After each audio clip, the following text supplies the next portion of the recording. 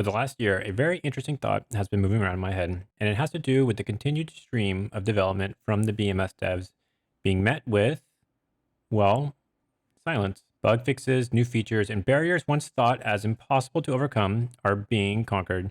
BMS continues to power forward and build on top of an experience that no other game can offer. If this was any other combat flight sim, there would be a ton of discussion and excitement, and the lack of attention being drawn to BMS in light of all of this good news has been really perplexing to me. Are simulator players simply just vain players that gravitate toward graphics? Is there a bigger interest in more bite-sized content, but with more variety by airframe, like with helicopters and such? Or is the barrier to entry too hard, that it filters out too many people? It's fair to say there are probably a lot of different reasons, and which one applies is up for debate, and I don't want to get into all that. Instead, what I would rather focus on is trying to dispel the common misconceptions that shroud BMS, and in my opinion, wrongly scare away some players. This game is very misunderstood, and there are some things that get repeated quite often in the flight sim community that are dated and defunct. So today we dive into what I think the top misconceptions are for BMS and how now is the best time to get into BMS. If this is your first time here, this channel focuses on multiplayer sim gameplay. So if you're into that, please subscribe.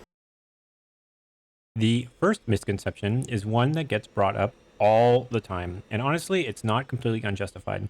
BMS is not just a F16 only simulator anymore. Let us start with why this misconception continues to live on. BMS is, of course, the community's continuation of Falcon 4.0. And that game was, well, a F16 simulator. BMS, by extension, continued to be a F16 simulator. They, of course, did add new planes, but the community did not always count these as net new planes. Why? There was a common saying in the community that BMS had a limitation that was baked into the original Falcon 4 game. It was understood by large parts of the community that any playable plane in the game had to use F-16 avionics. If this is true or not does not really matter anymore because it is what got commonly mentioned in the scene and it no longer applies. With the 4.37 update came this line: new F-15C specific avionics. This was a big moment for the game. A major barrier that was perceived by the community to be impossible to get around was now no longer there. The BMS devs were able to do it, and this misconception needs to go away because the F-15C is here, and that is a really big unlock, and it is something to get excited over. While BMS has a tremendous amount of depth, and it will really push you to learn all the different parts of the F-16, I will concede that it hasn't had the biggest draw. I get it. Some people stay in other games for this variety reason. Maybe they want helicopters, maybe they want to fly red planes, or maybe they just want to fly naval aircraft. These all boil down to the same thing, which is that some players really value having the variety in aircraft. And that is why we should be excited for the F-15C's introduction to BMS and also for this exclusive news. In preparation for this video, I did reach out to the BMS devs to see what they thought, what misconceptions were associated with the game. They had a massive list and one that is much longer than I'm going to include here. But in this discussion, the topic of new aircraft came up. The BMS devs were comfortable enough to share this screenshot with me, and this does confirm that they are working on a MiG-29. This has been hinted before, but never confirmed until now. No release date has been announced, but it is coming, and this is great because that means that a trend of more playable plane variety is starting to really form in BMS, and why this misconception needs to go. On top of all that, the introduction of the MiG-29 will also allow for some new types of multiplayer. We will be able to do some proper asymmetrical PvP campaigns, which to me sounds really good. BMS will get more planes over time, and with that, it should have a bigger draw of more players. This misconception is like the first one, in which that it was true, but things have changed. In the past, BMS had an awful keymapper. Having a bad keymapper makes for a miserable experience, especially for Gen 4 planes. One of the things that DCS really excels at is having a great keymapper, and that is why it was so exciting in 4.37 when BMS redid their entire UI. The new launcher has a keymapper that is just as good as DCS. You press the physical buttons on your HOTAS and it takes you right to the control option. Have a control you want to bind but don't want to scroll for it? Just search. It works just like the one in DCS.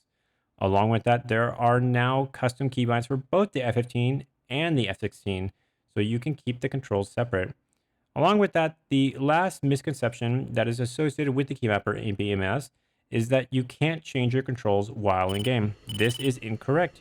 You can Alt Tab from the game, change your controls, and then press Shift T to open the in-game chat menu and type .joy and hit enter. This will reload the Keymapper file, so any changes you applied in the Keymapper while in game will now apply to your session in game.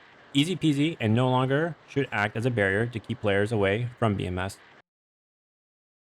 Out of all the topics I'm covering today, this is the one that will probably have the hottest take. Ever hear the saying, beauty is in the eye of the beholder? This is my defense for what I'm about to say.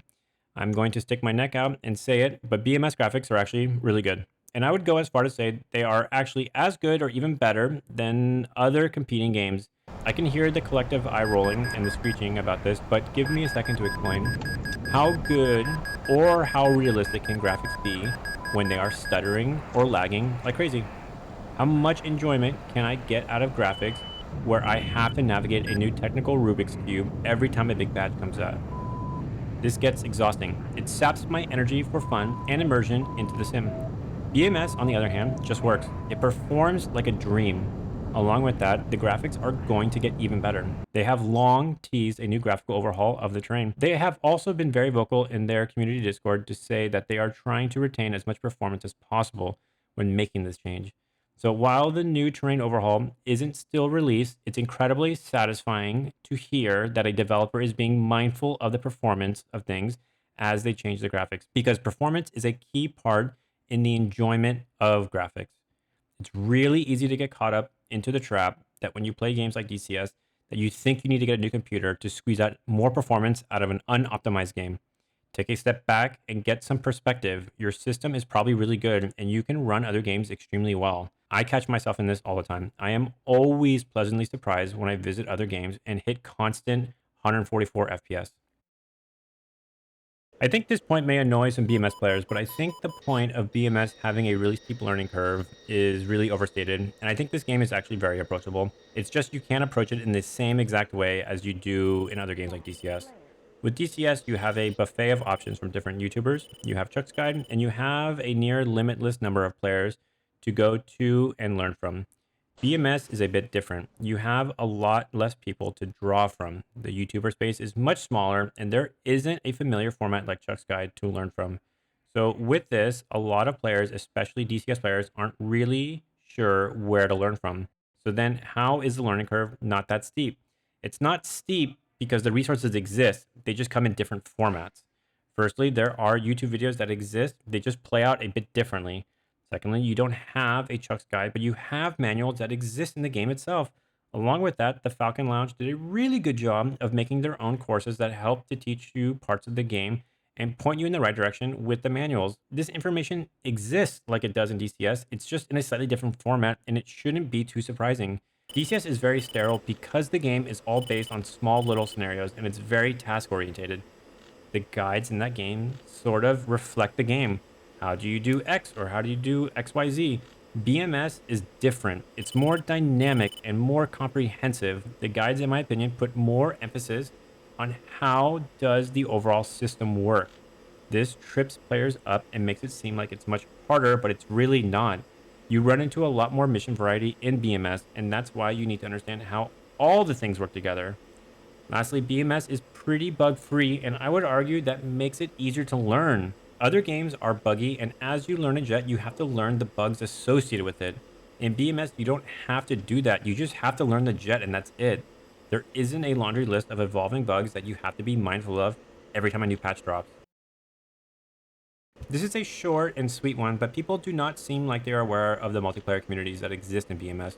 In short, they do exist. Falcon Online, for example, is a community that is very active and has a PvP server.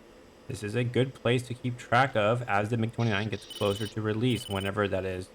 Additionally, on our Discord, we have been even doing a weekend BMS server where we throw up a server every Friday morning and let it run through the weekend.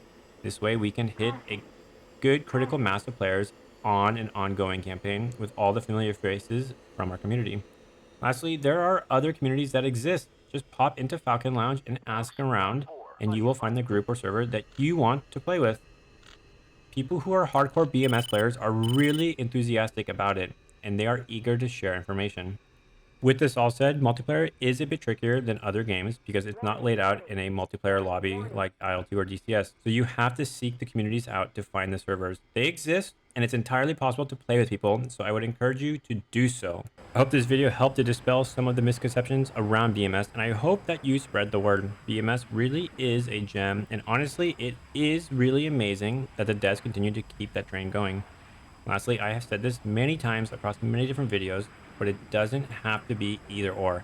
You don't have to just pick one. You can play multiple games, and I actively encourage it. They all have their sweet spot, and when you have an itch for something, you should jump to the game that leans into that.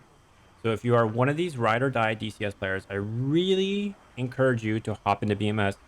That game offers some experiences that you simply can't have anywhere else. If you think of any other misconceptions that you think I should have covered, then let me know in the comments below. Additionally, if you would like to help, please subscribe. Thank you.